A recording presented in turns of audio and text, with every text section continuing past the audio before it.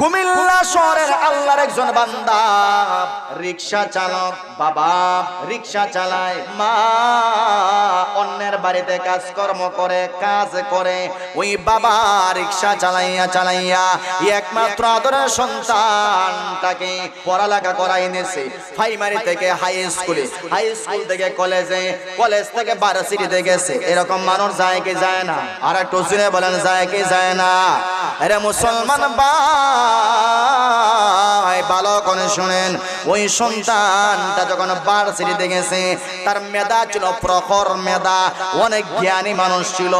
একটা প্রশ্ন একবার দেখলে দ্বিতীয়বার আর দেখা লাগতো না। সুবহানাল্লাহ। এরকম মেধাওয়ালা কিছু আলেম, কিছু যুবক সমাজে আছে না নাই?